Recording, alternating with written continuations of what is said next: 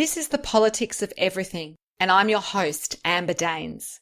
Welcome to the podcast where we want to discuss the politics of everything, from money to motherhood, nutrition to narcissism, startups to secularism, the environment to equality, and much more. Our guests are experts in their field or topic of choice, even if you've not yet heard their name. This is a bipartisan podcast, so while we love exploring varied views and get a buzz from a healthy debate, by no means is this a one-sided forum for any one political view. So please listen up and enjoy the politics of everything. Being authentic can be described as a buzzword in the entrepreneurial world. Being a leader who is authentic has been linked to being more respected and admired by those around you. My guest today is tackling this very topic head on. At 5 foot zip, Joanne Schonheim, or Jo, prefers to be anything other than average and always strives to achieve her version of success on her own terms. Be careful in asking her what she thinks. She may just tell you. Growing up in family businesses spanning 3 generations, Jo preferred sitting in on the boardroom conversations to sitting outside playing with dolls. By 25, Jo had lived on 3 continents, circumnavigated a midlife crisis, started her own award-winning business, and married her best friend. Her talent and passion for business and product has led her to work with some of the biggest retailers in buying, national account and sales manager roles. She's a wife, a mother to 2 daughters, and has first-hand experience in what it means to truly co-parent while pursuing equally important career ambitions. Here today, Jo will decipher the politics of authenticity. Hey, Jo, welcome. Hi, Amber. Thanks so much for having me as one of your panelists today. So growing up, how would you describe your interest at school in either the classroom or your spare time? Were you that creative kid, the sporty kid, the maths geek? Where were you really finding your groove? I'm a little bit of an anomaly. I sort of both very left brain and right brain, so I don't think I really fitted into a specific pigeonhole. I really loved school and was a straight A student. My favorite subjects were geography because I really loved learning about other cultures, especially. I loved English because I really loved the power of the written word. I loved economics because it was very conceptual. And I guess my real forte was art, which I guess is a visual form of communication. And again, very conceptual and way to express yourself. So I used to stay up until the wee hours of the morning working on my assignments, even in primary school, decorating, individualizing each page. And from a very young age, I was really ambitious and wanted to be an art director in advertising. I guess I was really fascinated by consumer psychology and tapping into people's authenticity in terms of understanding what led to the decision-making processes. In my spare time, I did art and dance and was also a youth leader. And I think in that youth group was where I really learned to give myself permission to really be myself as I was respected and my voice was heard. That sounds interesting. So it sounds there's so much of a mix there in some ways, like you say, the left and right brain, which is great when you're going to be an entrepreneur later on in life because I think you need all of that. But I guess you probably had an earlier career that was not necessarily straight away where you are now. What did you do in your early career and why did you do it? I love to tell the story of my first job, which I couldn't wait to get my first job. So at exactly 14 years and 9 months, I went up the road to the local bakery and you can laugh if you like. It was called Mr. Krusty. And that was my first, yeah, no joke, not making this stuff up. That was my first foray into customer service and being customer facing. And I learned very quickly there, because it was such a sort of mechanical job, that if you connected with people on a really human level, that your job was more fun, your day went faster, and that people really enjoyed being served by you because you had that human touch. After uni, I was headhunted to be an assistant. Oh, by the way, buyer. What did you study at uni? Just let me jump in there. What did you study? I'm feeling like it's going to be something creative, but it may not be. That was part of circumnavigating my midlife crisis. So I had the marks to go and do economics or business or law, and I decided to follow my passion, which was art. Having said that, I knew that I would never actually be a professional practicing artist.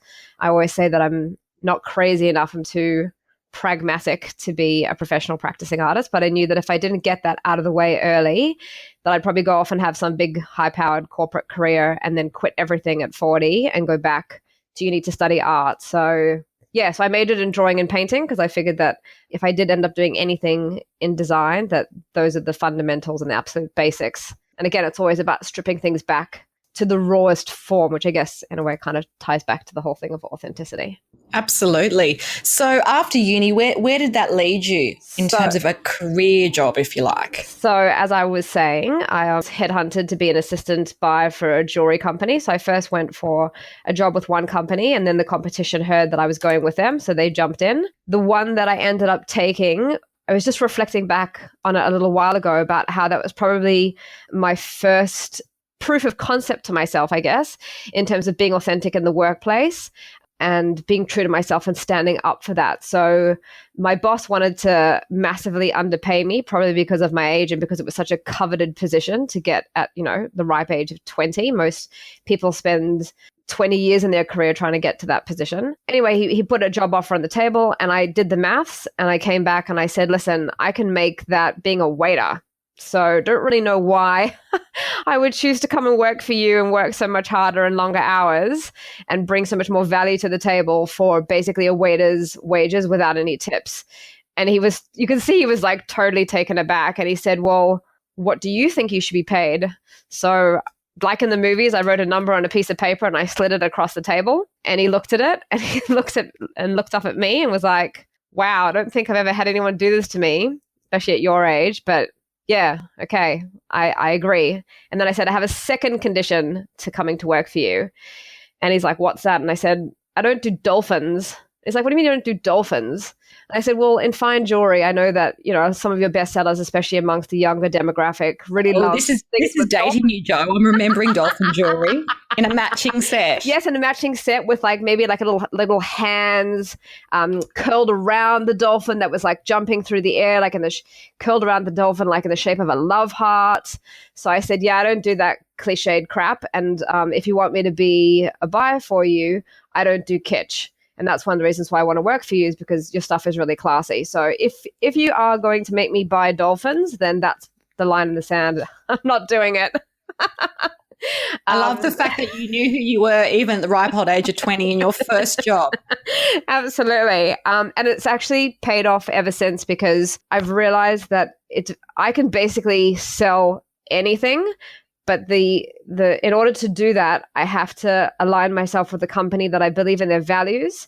And I have to believe in the product or the service that I'm selling, because then I'm not selling, then I'm just being authentic in terms of I'm personally advocating for something I personally would put my money towards. And yeah, then I just see it as helping people get the best deal for the best product. So yeah, it's served me well in future careers. So that leads me to the big question. How would you define the authentic self or authenticity in its purest form? Again, even though I said I don't like cliches, but I guess cliches are there for a reason, because they're true. I guess I would define authenticity or your authentic self as being true to yourself. So really connecting to the inner you, but I mean the one without noise. So the one without the filter of self-criticism, the awareness and worry of what others may think of you. I guess it's how you would behave when no one was looking, and what you would say if your thoughts were subtitles. So for me, authentic self is your inner voice, and it's your internal rudder. So it always knows where you should go, what you should do next, and what you really want to say without the internal censorship. It's your inner quiet, basically. Absolutely. So there's a well-known TED talk called The Power of Authenticity, which I looked at again in preparation for our chat today. The guy's called Mike Robbins. He's not necessarily well known, but it was from the TEDx Greenbrook School. And I love the way the speaker and the author shares that idea that we need to be ourselves because everyone else is taken. And that's kind of the book that he wrote, which is a fantastic title. What impact does that simple but truthful idea have for you, and how do you interpret that in your life and how you operate? I guess I'd also say that I really align myself with what he says in terms of the fact that everybody else is already taken. And to answer your question, I guess it's in these days of intense competition, I think you really need to understand what your unique proposition is. So that's why it's so important to be your authentic self, because as he said, there is only one of you. And if all you're trying to do is to conform to the masses, then you're just one more robot, one more clone. And as I like to say, just one more shade of beige, and the world doesn't need more beige. So I see it as it's a your authentic self is that you're a gift and you were put on this earth to share that. And if you think that you're not interesting enough to be yourself and that you'd be, far more interesting if you were a different version of it, I think that you're far more interesting and have a far more newsworthy story than you give yourself credit for. If you think that you're fairly stock standard and terribly unremarkable, well, I have a news flash. You're not. You're just not very connected to your authentic self. You're not sharing your real story. You're not boring. It's your filtered self that doesn't show vulnerability that is boring. No, that's a great way of summing it up. Does that make sense? What do you think? Yeah, absolutely. And I guess the flip side of it is, what do you think the consequences are for people not being authentic? You have touched on that idea of you'll just be seen as beige and so forth. But what do you think the personal consequence is if you don't actually live your true self? Well, I think if you're not willing to be authentic, then don't be surprised when you get more of what you don't want and less of what you do. Unless you represent yourself accurately, honestly, and authentically, you'll be attracting the wrong thing.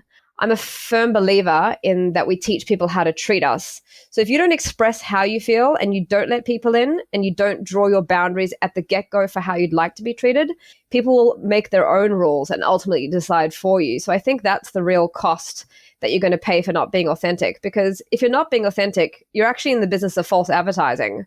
So, the rules of engagement aren't clear. So I guess the flip side of that, if you show up as you are, you own it, you own your feelings and you take responsibility for them and be prepared to back them and be prepared to back yourself. Because if you're not able to do that, then you have a self-esteem issue or self-worth challenges to work on. And I guess those two things really underpin being authentic. So you need to be either super comfortable with who you are, not because you're perfect, but because you actually recognize and accept that you are perfectly imperfect and that who you are at this very minute is enough. I think that's the key to it, isn't it? Knowing you are enough.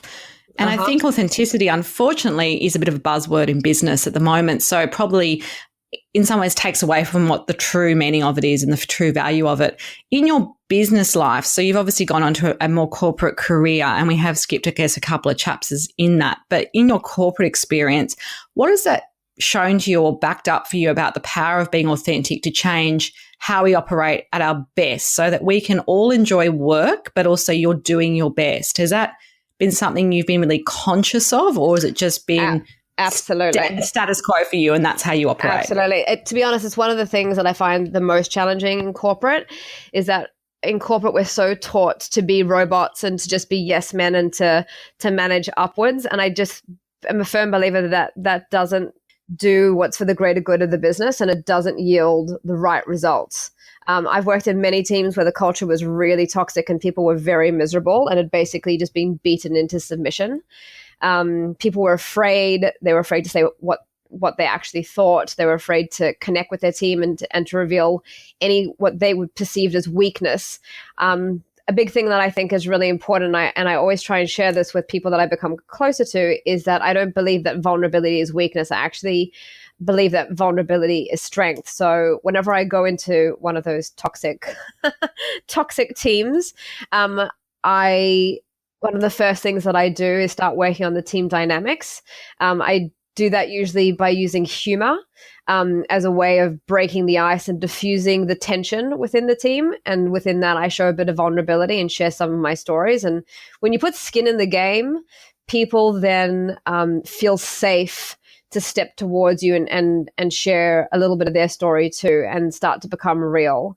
The other thing that I've done in corporate in terms of trying to change the way that we operate so we can be our best is encouraging people to question their tactics. So if we're in a group meeting and we're discussing strategy, we've got a problem and we're trying to overcome it and people come up with their suggestions, I ask them, are we doing this with the intention to actually move the needle, or are we doing it just to tick a box to say we tried, but we already know from the get-go that we're not going to be successful at this.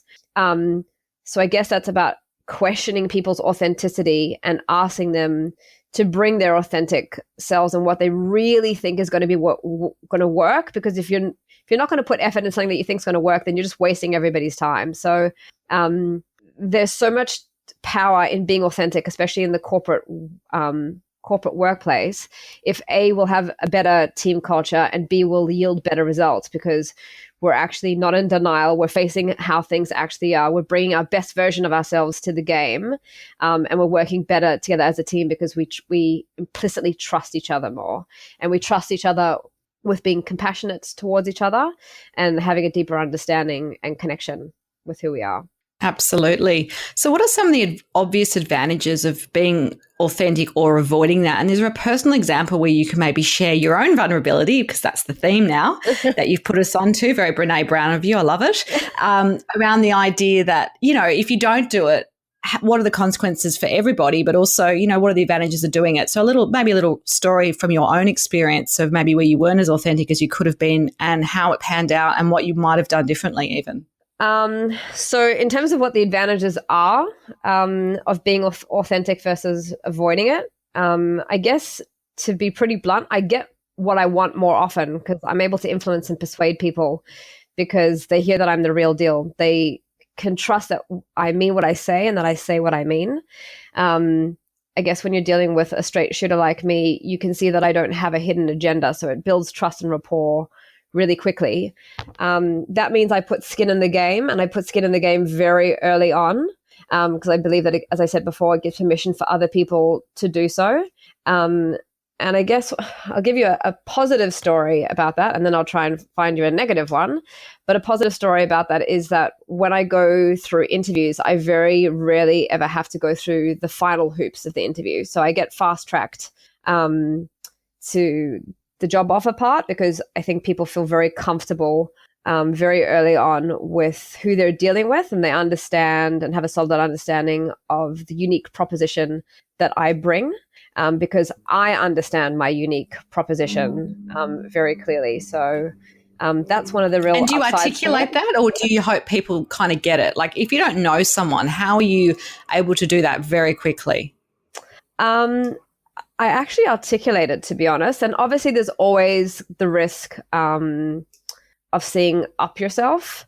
But I don't know, I just think that no one else is going to be your advocate. No one else is going to champion you and be your cheerleader. So you just do it in a diplomatic way and with a level of self-awareness. And I guess also self-deprecating humor can really help to counter that. So it shows that you're a big believer in yourself and that you understand your unique proposition, but you also can poke fun at yourself, which also means that you're open to feedback, you know, constructive feedback, or even if it's quite a bitter pill to swallow. And I think that puts people at ease. Do you still want me to find an example of when it didn't work out? If there isn't one, that is okay. I just thought we'd play and see if there was something where there might be a lesson for other people, or maybe they can relate to it. Because I think, to be honest, the way you operate is not the way a lot of people operate initially. Like I think people get to a point where they do, but maybe not so early in the process of maybe a workplace or a relationship or whatever it might be. So I do have a little bit of a reputation for having foot and mouth disease. Because I am so, to use the word authentic. So I'll often say stuff that other people will interpret as fairly outrageous, like I can't believe you said that. So I'll give you an example of one of my more recent roles. I was interstate doing an induction and being introduced to like 150 people all in one go. And so obviously it was very hard to keep up with who everybody was, who was who in the zoo. And people were just being like paraded through the door and being introduced. So one guy walked in and he was wearing a pair of like, you know, nice chinos and an ironed polo top. And he looked very respectable, but he didn't look like he was super formal, right? Or uptight. And so my colleague introduced me to him, and I shook his hand and said, "Nice to meet you." And I straight out just said, "So what do you do here?" And my colleague almost wet himself and fell off the chair, because apparently the guy that I just said straight out, "And what do you do?" was the CFO of the company. Incredible. And we ended up building a really great relationship because it just took out all of that formality from the beginning. Obviously, it was a really big risk, and I had to make a note to myself of be more careful because there are other, you know, more senior people in the business that if you pull that same line on them, they might not take to it as kindly. But I guess I was also judging my audience just by the way that he was dressed. I could see that he was probably less of an uptight, rule-following kind of guy. Interesting. You sort out that in the room, which was totally fascinating. Well, I read people subconsciously Yes. to like a really great, intense level of detail without necessarily actually realizing it. But It's not just about judging their shoes now, is it? No, but I actually do think that judging someone by their shoes gives you an idea as to whether they're a reluctant corporate or not. Because if they've got the whole get up, but their shoes aren't polished, it means they really would probably be preferred to be wearing a pair of boardies and a singlet. The shoes, they think that nobody will notice. So it's a very reluctant part of their outfit. Interesting. So fun to think about it like that. There is that risk, and you have touched on it in one of your previous responses, that being authentic or being sort of too upfront can be seen as obnoxious or self-righteous. Do you think there are times we need to, if not lie, but maybe pull back a bit for the greater good so that people feel comfortable and like and know us and trust us before we get to that point? Like, what's your feeling there? Absolutely. And it's something that I'm constantly aware of, because I understand that, not everybody loves the truth, and that my inherent confidence could be interpreted as obnoxious or self-righteous, especially if the other person has a lower self-esteem or a lower sense of a lower sense of self-worth. So I have to kind of counter that and be very aware of it. So there's always that inherent risk. And one of the ways that I diffuse that is, I believe that's what disclaimers are for. So if you preface something obnoxious or self-righteous by saying, at the risk of sounding obnoxious, and then you say blah, blah, blah, blah, blah, then it's kind of like an antidote to it. And again, it shows self-awareness. And as I mentioned before, it's about knowing your audience and realizing that there's a time and a place for everything. But one of my major opportunities for growth, we'll call it, which is another nice way of saying one of my problems, is recognize the difference between intention versus impact. So I will always be acutely aware of what my intention is, but how it lands on the other person can be very, very different. And sometimes that disconnect or that delta can be a lot wider or a lot bigger than I'm comfortable with. So sometimes I have to deliver a milder version of my authentic self or my authentic opinion. And so I have to gauge what's the least I can say to still have the biggest impact and the greatest outcome, but bearing the least risk.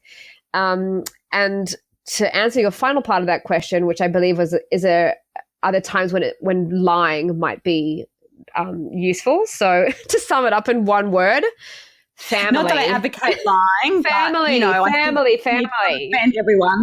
Family is a very good example of when to bite your tongue. Oh, that's interesting. Good. And that's because those are not temporary relationships.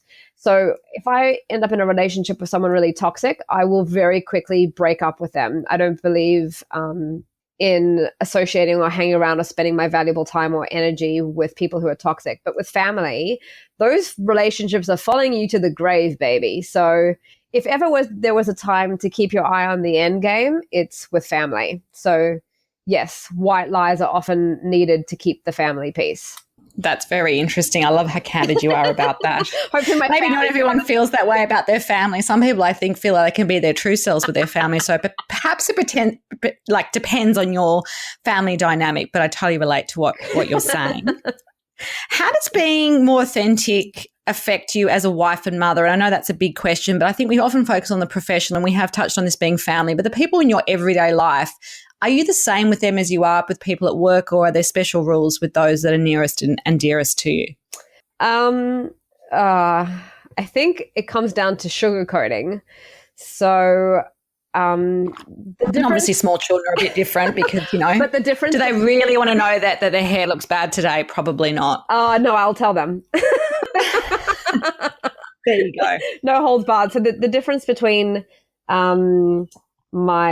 myself at home and myself at work is not all that different. The language that I use is probably different. But I don't sugarcoat things for neither my husband nor my kids. And yes, sometimes that means that I do deliver a fairly bitter pill to swallow. But with my kids especially, I treat them and talk to them like adults. I'm very, very real with them because I want them to build resilience and grit and for them to be able to recognize and own their feelings and opinions. And so that's why I encourage them to argue back, just like my parents did with me, because I think that's how you encourage your children to be authentic, is to give them a voice. And the only way they're going to feel that they have a voice that's worth being heard is if they're given permission from a very early age that what they have to say is important. So choose your words carefully and make them count, and be prepared to back them. And if you can't back them, then I will argue back with you. So I think it's pretty straightforward. There's not that much of a difference between my authentic self at home and my authentic self at work. That's good to know, given the fact that's the topic of the day. So 2 questions I ask all my guests, and of course I'm going to ask you too. The first is, have there been any special mentors or people in your life, and what have they taught you about success and life more generally? So I guess it comes back to what most people would say, which is like your parents and your spouse. So for me, my dad, I'm exceptionally close to. He's always been my biggest supporter and always taught me to embrace and to listen to my inner self, and has never tried to change me. Obviously, he's tried to help teach me life lessons, but he's probably taught me the most about success in life, and that success is actually a gauge of how closely you're living your life to that inner being, and what it is that you really do want, and what you really do think.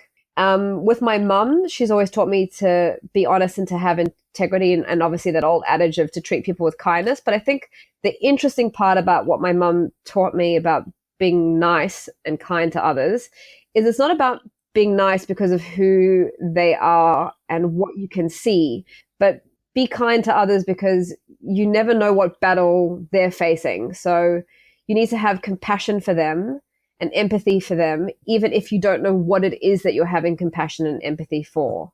But just know that what you see on the surface is never the true sum of what that person is. And so, you should always be gentle with people until you get to know them better. And in terms of my biggest supporter, I'd say that that's my husband, and he's been a real mentor for me, especially in business in the early days, because I didn't go to university and study business. And he too grew up in a series of family businesses. So he's really helped me and helped build my foundation. On the one hand, he's my biggest support. On the other hand, I would challenge that perhaps he's not, because he wears multiple hats, though. I guess that's the reality. So if you just get he's not a practicing lawyer, but he's a lawyer. So if you just get an idea of what sort of personality type that is, so everything for him is about mitigated risk and keeping your cards close to your chest. And he went through his university days in politics, and he's a politician at heart. So we've often clashed many times and had many fights about the fact that I am so real and I speak my mind, because for him that's horrific. But as we've gotten older and moved through life's journey together, he's seen more and more the payoff that I've had from that, and how much bigger my payoffs are because I connect with people the way that I do, and I build such strong relationships and very, very quickly, and how I can forge relationships with total and utter strangers, and make incredible connections, and how I build my network through that. So I think he's finally coming around, and I think he's going through his own little personal journey of connecting more with his authentic self and wearing that more on his sleeve. Oh, that's interesting. Finally, what would be your top 2 or 3 takeaway tips for anyone wanting to embrace the politics of authenticity? So first one is, and it's really important to try and remember and understand this, is that you teach people how to treat you. The second thing is, I would say, own it. Just own it and everything that encompasses. And the final thing I'd say is that the sooner you give yourself permission to be your authentic self, the sooner you'll feel so much better, because we don't even realize how heavy the load is that we carry when we're trying to be something that we're not. It's absolutely exhausting. And when you shed that and you put it down, only then do you realize the weight that you were bearing and how much it opens you up and basically relieves you and allows you to breathe, and gives you the energy and the space and the emotional space to take on more of what you want when you let go of all that crap that you don't want. And the final thing that I'd say is, I would beg you to ask yourself, can you continue to afford not being your authentic self? Because you're paying a way bigger price than you think. So yeah, that's great advice. Excellent. So much in half an hour. I love it. If you do want to connect further with Jo, I'll give you some contact details on our show notes through her LinkedIn profile. Until next time, keep well. Thanks for listening today. If you've enjoyed the politics of everything, we thrive on feedback. So please add a short review and share the podcast with your network and your friends and family. I'm also always on the hunt for fabulous new guests. So if you've got a view to share and an idea how to get our listeners excited, please email me at amber@bespokecomms, that's BESPOKECOMMS.com.au, and we'll be sure to get back to you. Until next time.